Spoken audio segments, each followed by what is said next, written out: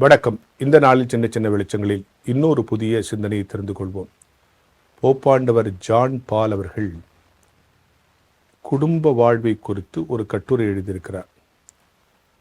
அந்த கட்டுரையில் குடும்ப வாழ்விலே எப்படிலாம் இருக்க வேண்டும் நிறைய விஷயம் சொல்லிக்கிட்டே வர்றார்.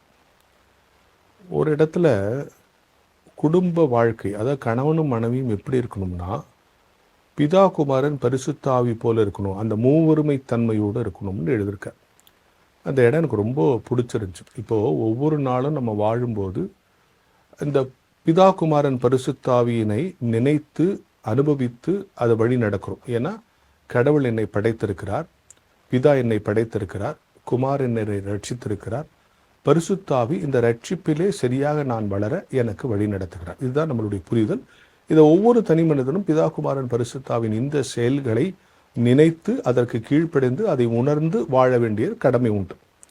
ஆனால் கணவனும் மனைவியும் பிதா குமாரன் பரிசுத்தாவி போல வாழணும்னு சொன்ன இடம் எனக்கு ரொம்ப பிடிச்சிருந்துச்சு. அதுக்கு அவர் சொல்றது என்னன்னா, பிதா குமாரன் பரிசுத்தாவினுடைய தன்மை என்னன்னா, 3 பேரும் சமத்துவமானவர்கள், ஆனால் வேற்றுமையுடையவர்கள், தனித்தன்மை வாய்ந்தவர்கள்.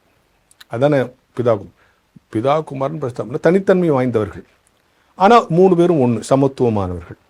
ஆனால் அதே நேரத்தில் 3 பேருடைய வேலையும் வேற்றுமை, அதாவது ஒரு இண்டிவிஜுவாலிட்டி இருக்குது, ஒரு டிஃப்ரெண்ட் இருக்குது, ஆனால் ஈக்குவாலிட்டி இருக்குது.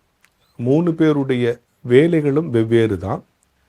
அந்த வேலைகள் சமத்துவமாக இருக்குது, ஆனால் வேலையிலையும் டிஃப்ரெண்ட் இருக்குது. ஆனால் ஒவ்வொருத்தட்டையும் ஒரு தனித்தன்மை இருக்குது. இதுதான் பிதா குமாரன் பரிசுத்தாவி. அதே போல் குடும்பத்திலையும் கணவன் மனைவி கிட்ட 2 பேர்ட்டும் ஒரு தனித்தனி இண்டிவிஜுவாலிட்டி இருக்கும். இவங்க ஒரு யூனிக் பர்சனாலிட்டியாக இருப்பாங்க, இவங்க யூனிக் பர்சனாலிட்டியாக இருப்பாங்க. ஆனால் அதே நேரத்தில் 2 பேரும் சமமாக வாழணும். அவங்க செய்கிற வேலையில் ஒருவேளை டிஃப்ரென்ஸ் இருக்கலாம்.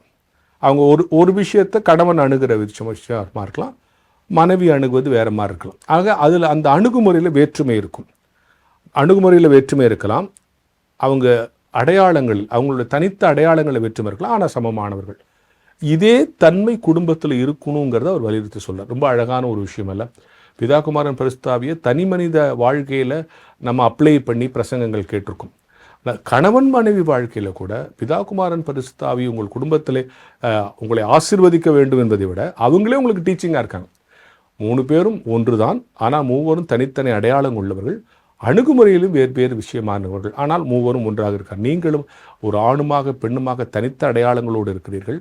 உங்கள் ஒரு செயலை அணுகுவதில் உங்களிடத்தில் வேற்றுமை இருக்கிறது, ஆனால் சமத்துவமாக இருக்க வேண்டும் என்கிற மிகப்பெரிய உண்மையை இந்த திருத்துவ கொள்கையிலிருந்து கிறித்துவ குடும்பங்கள் தெரிந்து கொள்ள வேண்டும் என்கிற ஞான வெளிச்சத்தோடு இந்த நாளை தொடங்குவோம்.